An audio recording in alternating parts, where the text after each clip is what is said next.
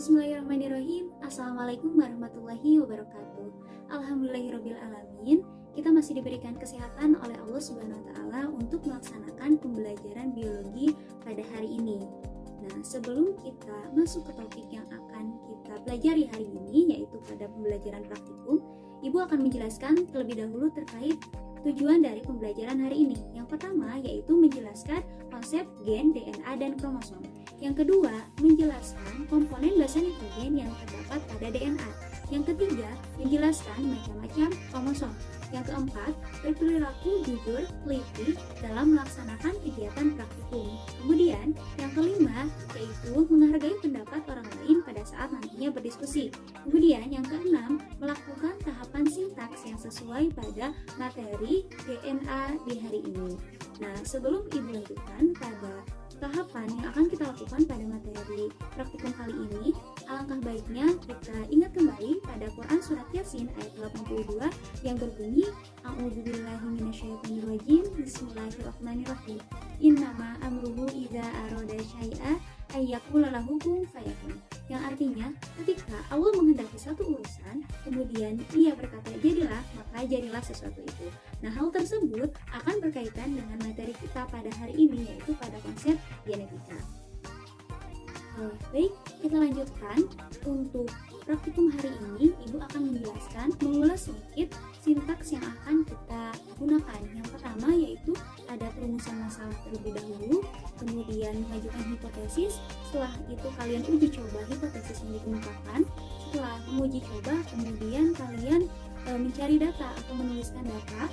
Setelah itu nanti menarik kesimpulan dan lalu bisa didiskusikan dengan teman yang lainnya. Nah, baik, untuk yang pertama, perumusan masalah bisa kalian buka di LKPD yang sudah Ibu berikan sebelumnya. Yang pertama, boleh kalian buka terlebih dahulu, terdapat rumusan masalah. Nah, rumusan masalah di sini, setiap organisme itu pasti memiliki DNA di dalam tubuhnya.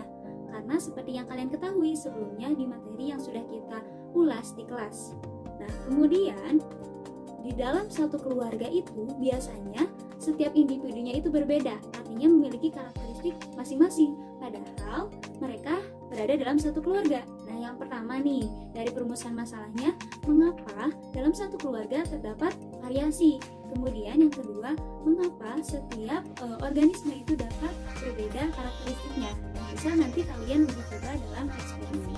Kemudian kita lihat ke hipotesisnya. Di hipotesis itu, misalnya nih, apabila ada laki-laki dan perempuan menikah, kemudian mereka menjadi satu keluarga. Akan tetapi, ketika mereka memiliki keturunannya, ternyata keturunannya itu bervariasi. Nah, apakah yang menyebabkan variasi pada keturunan tersebut? Padahal mereka berada dalam satu lingkup keluarga. Kemudian, kita akan melakukan ekstraksi pada pisang.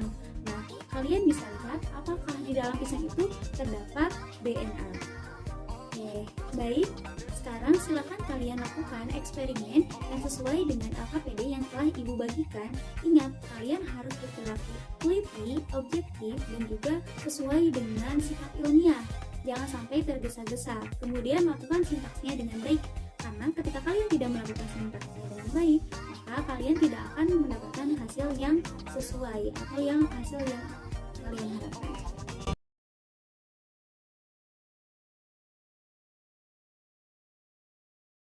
Praktikum yang pertama yaitu ekstraksi DNA. Lanjut pada prosedur kerja. Yang pertama, kita masukkan pisang ke dalam plastik ziplock, kemudian dihancurkan sampai betul-betul hancur. Setelah hancur, lalu dimasukkan air secukupnya, kemudian ditambahkan deterjen dan juga garam. Setelah ditambahkan garam, lalu diaduk sampai rata atau dihomogenkan sehingga bercampur secara keseluruhan. Setelah itu lalu ditambahkan alkohol secukupnya, yaitu 1:1 dengan air yang sudah dipakai, lalu diratakan kembali. Setelah itu siapkan tisu yang akan digunakan sebagai penyaring ke dalam corong buatan, lalu saring pisang yang sudah dicampur dengan beberapa bahan. Dapat endapan di bawahnya dan juga di bagian atas terlihat seperti kristal yang disebut dengan DNA.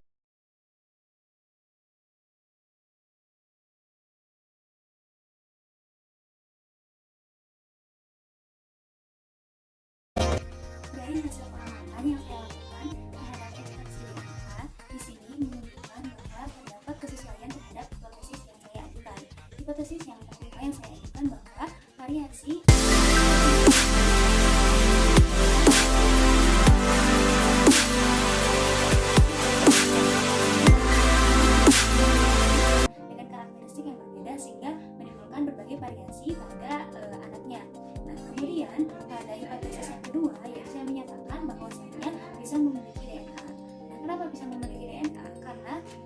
dia berpikir bahwa pisang ini merupakan makhluk hidup.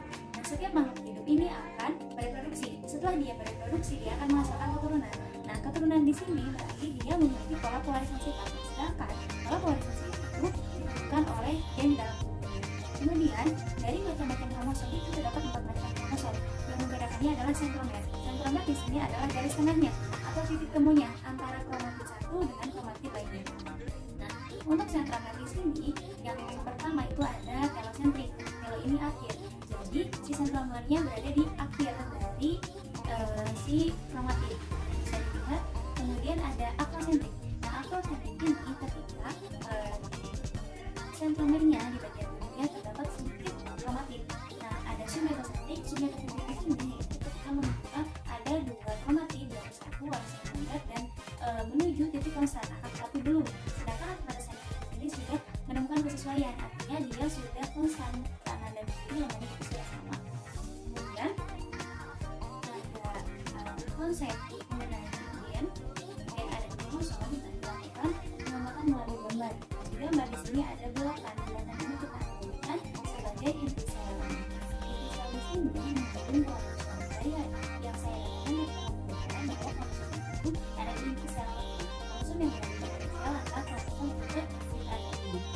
Kemudian kromosom ini adalah kumpulan dari kromatid yang bergabung. Di sini setiap satu lengannya itu disebut kromatid. Nah, ketika satu lengan dengan satu lengan bertemu itu disebut kromosom. Nah, makanya disatukan oleh perkat. Perkat di sini dikatakan adalah sentromer atau garis tengah. Kemudian tidak semua kromosom di sini memiliki gen atau DNA. Gen atau DNA ini yang akan menjadi pola pewarisan sifat, sehingga ketika dilihat dari hasil pengamatan saya bahwa di sini terdapat lokus. Nah, lokus di sini adalah tempat penyimpanan DNA. DNA di sini yang menyimpan materi genetik dan juga terdapat basa nitrogen. Yang kedua, basa nitrogen ini ada bermacam-macam, ada adenin guanin, kemudian sitosin. Yang nantinya ketika berpasangan adenin akan berpasangan dengan timin yang hanya memiliki ikatan 2 rangkap, sedangkan sitosin dan guanin itu memiliki ikatan 3 rangkap. Nah, sehingga dapat kita ketahui bahwa kromosom ini merupakan DNA atau materi genetik yang sangat kompleks. Ketika ada berupa benang-benang halus disebut kromatin. Nah, ketika sudah terbuat gulungan seperti itu disebutnya kromatin. Mungkin itu kesimpulan yang dapat saya paparkan. Jika ada kekeliruan bisa ibu guru koreksi. Terima kasih. Alhamdulillahirabbil alamin, praktikum sudah kita laksanakan dengan baik, sudah kalian laksanakan dengan baik dengan sintaks yang sesuai. Maka tadi ibu akan sedikit mengulas kembali kesimpulan yang telah dipaparkan oleh teman kalian, bahwasanya DNA itu ada pada setiap makhluk hidup, terbukti pada DNA pisangnya. Sudah kita lakukan praktikumnya, sudah kalian lakukan harusnya ya praktikumnya. Kemudian setiap inti sel ini memiliki kromosom. Nah, kromosom ini bentuknya macam-macam, tidak hanya satu macam. Tadi sudah dibuktikan dengan menggambar ya, dengan menggambar di mana letak DNA itu ada di sebelah lokus, dan semua kromosom itu tidak memiliki pewarisan sifat, tidak memiliki kode. Itu hanya pada beberapa unsur tertentu, yaitu pada DNA yang berada di lokus. Nah, kemudian si DNA ini yang menyebabkan katanya adanya variasi tadi. Kenapa dalam satu keluarga itu bisa memiliki variasi yang berbeda-beda. Kemudian, nah variasi ini yang menjadikan ketika laki-laki dan wanita menikah menghasilkan variasi yang berbeda-beda. Hal itu adanya disebabkan oleh gen. Ya, gen ini merupakan pewarisan sifat pada makhluk hidup. Nah, betul sekali ya, dapat kita buktikan teori yang sudah kita pelajari di kelas sebelumnya mengenai konsep-konsep genetika. Nah, mungkin cukup sekian pertemuan kali ini, semoga ilmunya bermanfaat. Jangan lupa kita nanti akan bertemu lagi pada topik praktikum yang selanjutnya, yaitu membahas mengenai sintesis protein yang sudah dipaparkan teori di pelajaran sebelumnya.